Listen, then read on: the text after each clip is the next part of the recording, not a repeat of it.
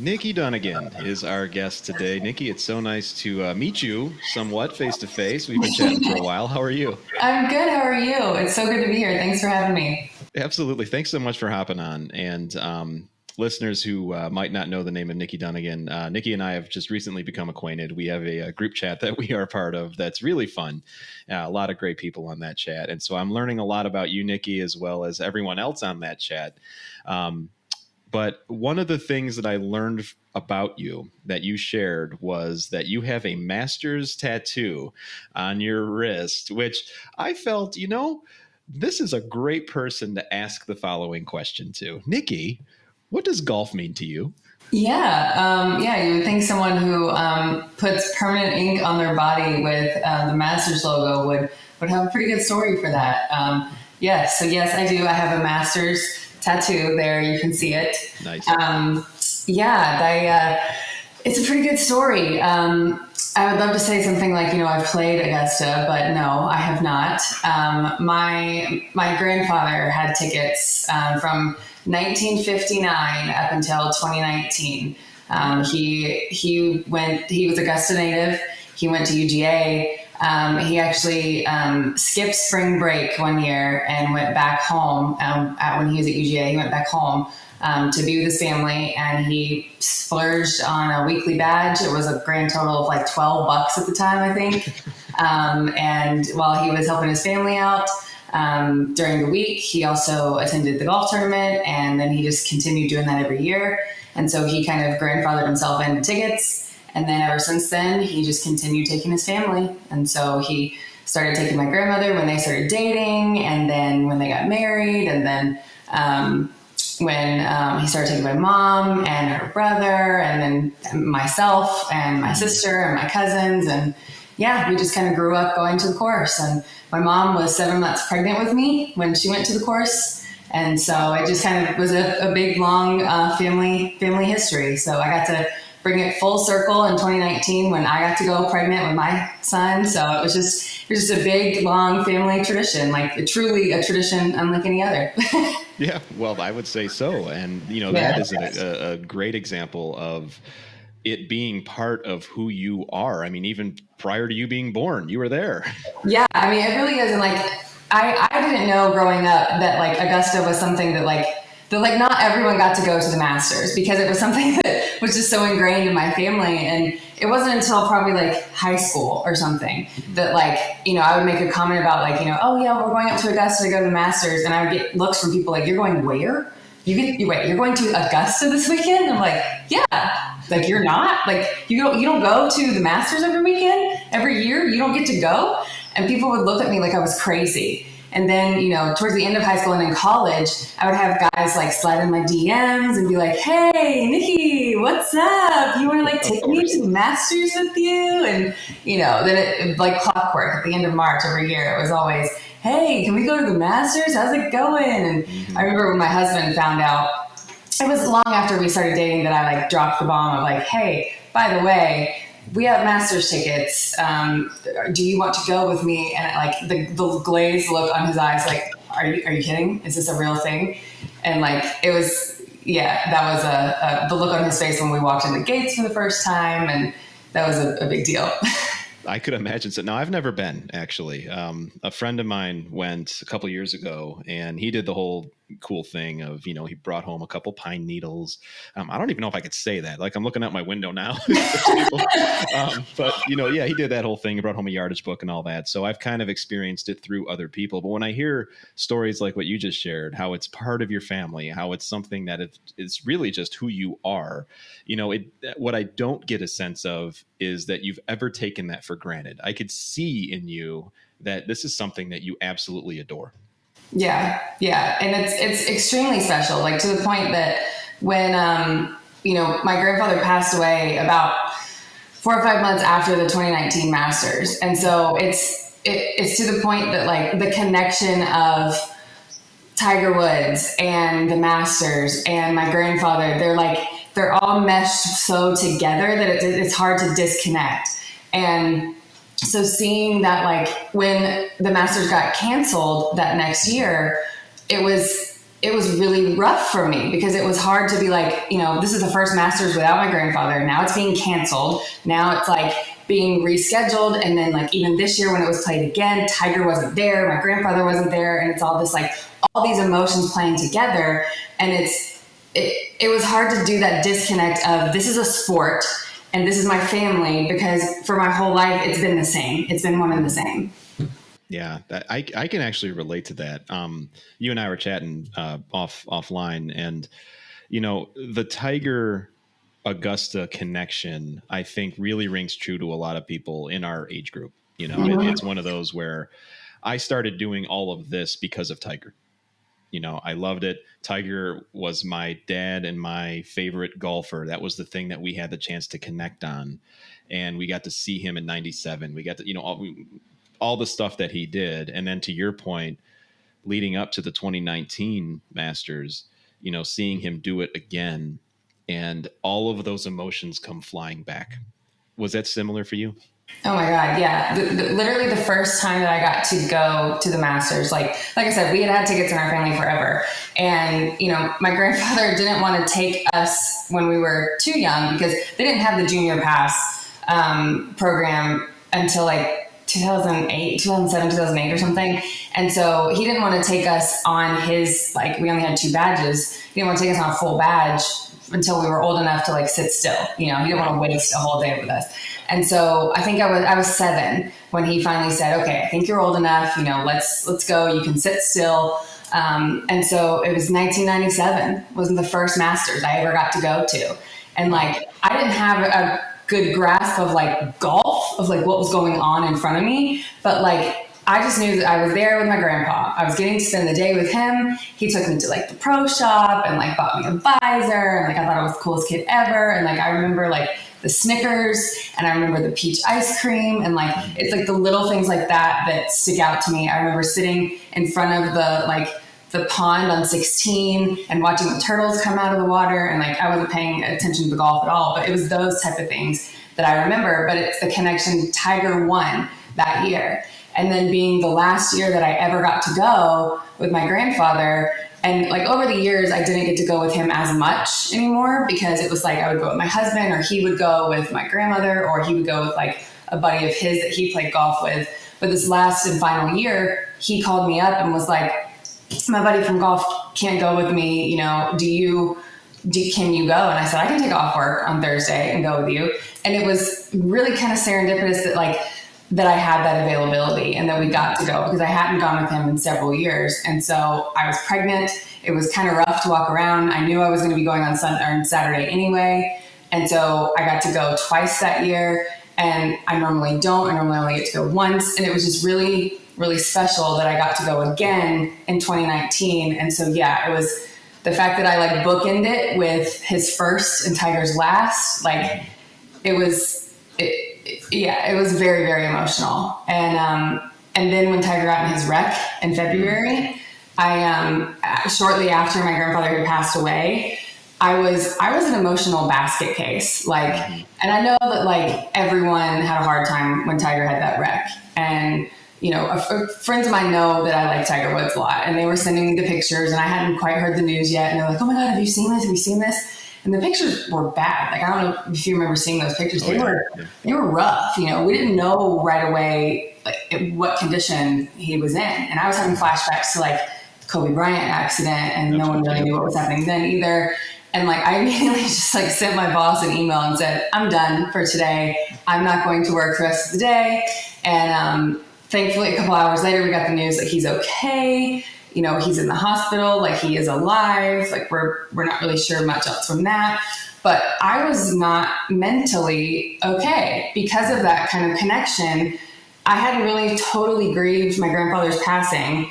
And then now this Tiger connection just kind of brought all those emotions back up. And I needed a moment to just kind of let those emotions, let the grief that I hadn't processed yet come to life and then process that. So yeah, I mean, it was a day for sure. I remember it. And I remember being on the phone with my boss when the news broke and I had to stop. And I was like, hold on. Because, the online world we live in now, it's almost like, okay, is this a joke?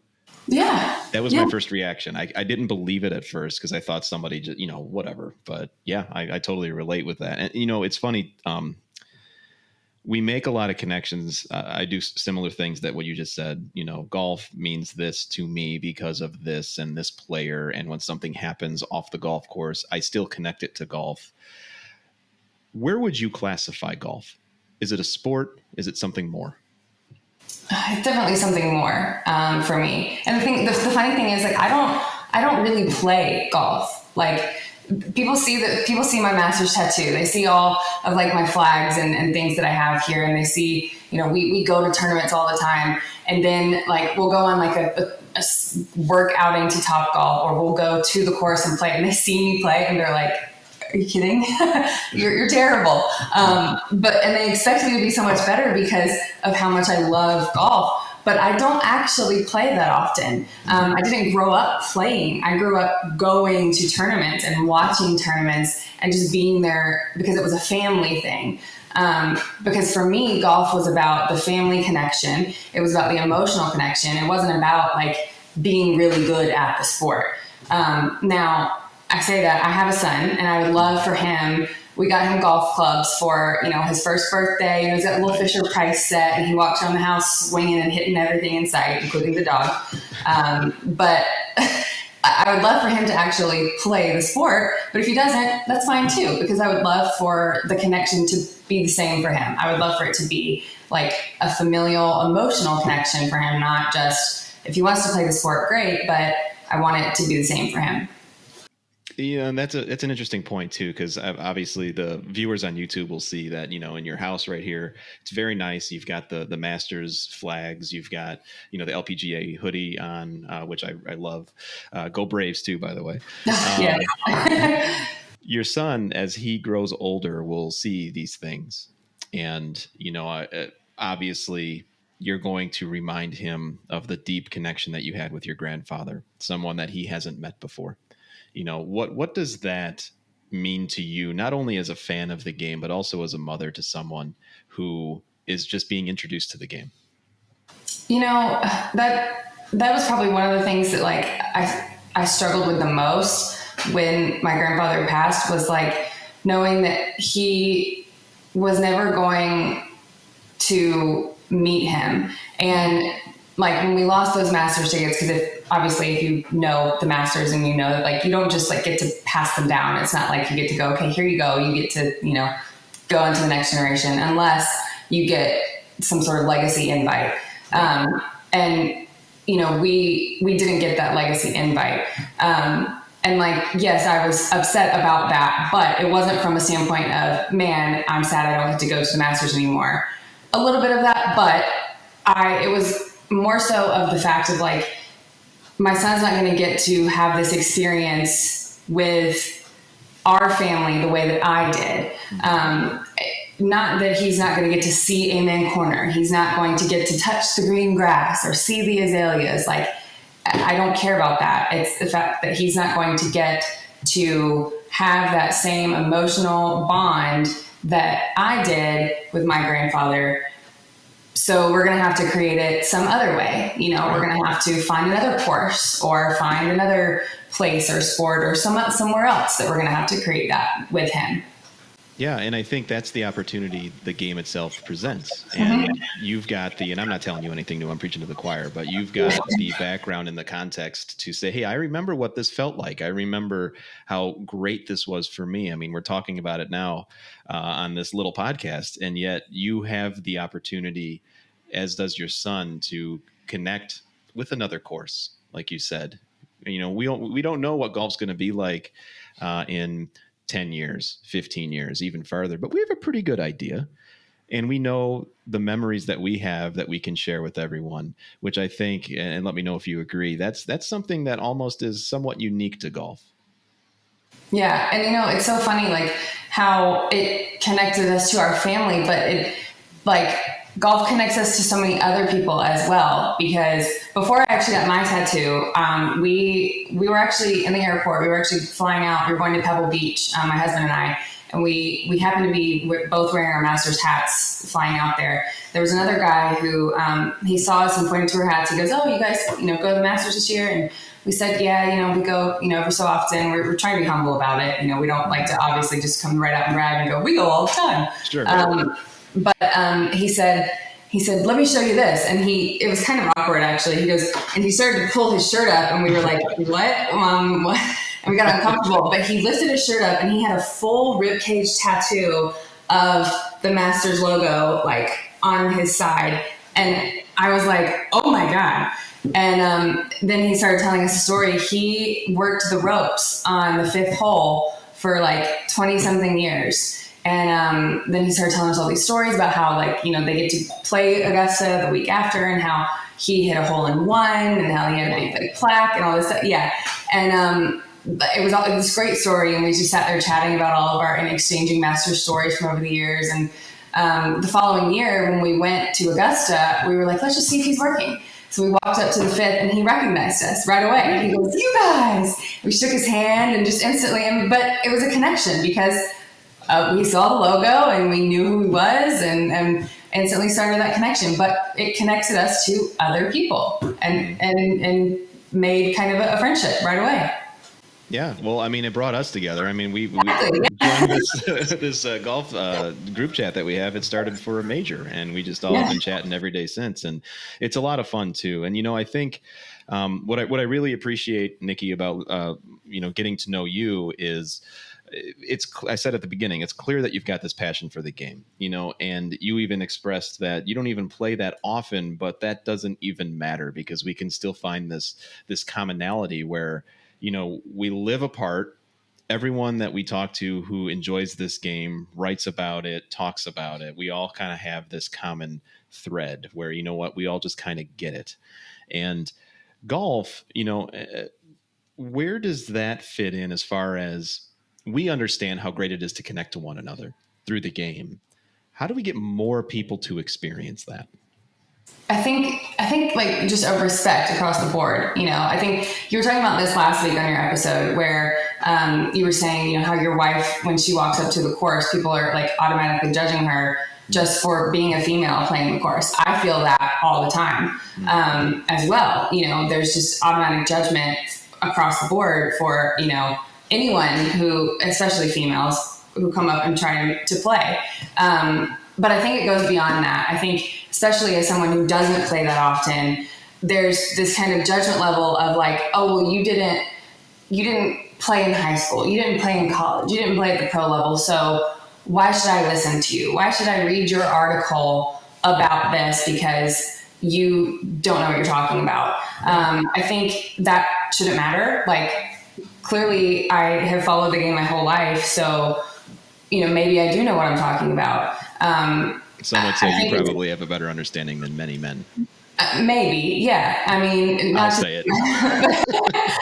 Not to toot my own horn, but maybe, yeah. And I think just coming to it from a level of like mutual respect. I think you were hitting on this at the end of last week's episode too. Like, we all need to just respect each other. Like, period. End of sentence. Yeah, that's so true, and it's interesting too because I know. Not to go too deep down this topic, but golf has this stigma with it. There's preconceived notions from non-golfers about golf, and I think one of the best things about this game, in my experience, and I think you have had similar, where it's so welcoming for anyone that just wants to step up to a tee box or a driving range, where everyone is on the same level playing field. Nobody necessarily cares where you come from. Nobody necessarily cares your views on things. We're just there to enjoy this common thing. And it's so accessible for anyone of any age, and anyone, period, as opposed to or compared to other sports. Like, I can't just go walk onto Wrigley Field, or I can't do that. You can do that with golf. Mm-hmm. Exactly. Like that's something that has always bugged me. Like, you're not going to get that same level of judgment at like the football field or, anywhere else that you do with golf, especially like male to female comparison as well. Yeah, totally agree with that. And, once again, listeners, we're talking to Nikki Dunagan, and she is someone who not only writes about the game, she's also someone who absolutely loves the game to a degree that golfers who have played this game for a long time and who have enjoyed it, we certainly connect with. And that's something that I've always appreciated, getting to know you a little bit better. The other side of it, too, as we've been talking about, is golf as a sport, and as an activity is more than that. It's actually this communal thing where if we do get more people involved and we put aside some of the things that maybe any other activity that we do these days kind of blocks us, if you know what I mean. It's almost like, you know what, let's just enjoy this together. And that's something that I think for someone like yourself, who has literally grown up with the game as part of your life from the time you were born, I'd imagine and let me know if I'm wrong, but I'd imagine that if you see people who don't have that same opportunity, that might get to you a little bit. Yeah. And, honestly, like this is where I do kind of struggle, because take the Masters as a perfect example. It's something that I love the tradition and the exclusivity of it, because like it is part of the tradition. But, and this is where I struggle, because like it is part of the history. I think the exclusivity of it makes it difficult for people to get into it sometimes. And I think, I don't know, I go back and forth on it. A part of me is like, because I grew up with it, wants to hold on to that, like, no, but it was mine. Like it's mine. I want to hold on to it. I want it to be mine forever. But then another part of me is like, no, like let other people have a part of it, Mm-hmm. So I go back and forth on it, because like we were just talking about, let other people experience it to grow the game. Mm-hmm. So I don't know. That's No, I hear you loud and clear. It's almost kind of like the old adage where they say never meet your idols. Yeah. And as we grow up and we become, we're adults, we learn more about stuff and we start to learn the history of things. It's almost like, ooh, maybe a little bit of the glimmer dims a little. At least it did for me. But then, truth be told, I then meet people like you. I meet people that we all know, that you and I both know on that chat as well. All of a sudden, the excitement's there again. It's like, you know what? It's okay. We could still like this. And so I kind of hold on to that. Yeah. So, golf as a whole, as we've covered a few times here, Nikki, it's something that has become part of, our lives. It's become a part of people that we associate with lives as well. And I really am hopeful for the future of the game because of people like you who can go ahead and spread that to not only your family, but everyone else you meet. Because it means so much to you. And I think people like yourself can continue to do that. And that's really what's going to keep this game alive. Yeah. And I just think, I just don't want golf to turn into a sport where it's twofold. I don't want golf to turn into a sport where it has been, where it's like still the old boys club, because that's what it has been. But then I also don't want it to turn into like this boxing match between the Brookses and the Brysons, and as entertaining as it is, don't get me wrong, I thoroughly enjoy those throwdowns. But like, there's got to be some sort of kind of something in the middle, where like, is the player impact program like the best approach? Like, can there be something in the middle? Who knows? Personally, I would love to see like an all-star weekend, kind of like baseball does, but for golf, like throw in a long drive competition, make it for charity, who knows? Maybe that's the way to do it, do a mixed male and female competition in there together. I don't know, At this point, I'm just spitballing, but no, I think that's they've been talking about that for a while. Like the ideas have come up, and I agree with you. I think that would be fantastic to see something like that because you can make it fun again. It's not that golf isn't fun, but that just appeals to a whole other audience, which admittedly they're kind of trying to do with, shows like Holy Moly and other things, where it's like, yeah, let's put it on prime time and make it goofy so that people, I don't think people always want goofy. I mean, and even in social media, what's your view on social media? Is a good thing in some ways and in other ways it's not, but what's your whole take on how golf Twitter has expanded? So like, What's the reaction? I don't know, because I have both sides of it. Like there's the golf Twitter that's just like absolute chaos. There's your like, I'm not going to name specific accounts. I know. Just about to. I was like, no, I probably shouldn't do that. There's your accounts that are like absolute chaos and hilarity, but then there's like your serious accounts that are trying so hard to put actual news and facts out there and trying to make it through the chaos in the world. And it's like a battle between the two. And I think it shows a contrast to the actual game right now. There's like the way that it was and the way that they're trying to make it. And I don't know, it's I think it speaks a lot to what social media as a whole is right now. And it goes a lot to say like what you were talking about in your episode the other week too, about comparing the people who are actually trying to put out, again, I'm trying to not use actual people's accounts names, right. The people who are actually trying to put out good quality content and the people who are trying to create clicks. Yeah. And not that either is bad, like, clicks make cash, like, that's fine if that's your goal. But, I think that's the beauty of social media. Like both can exist in the same place.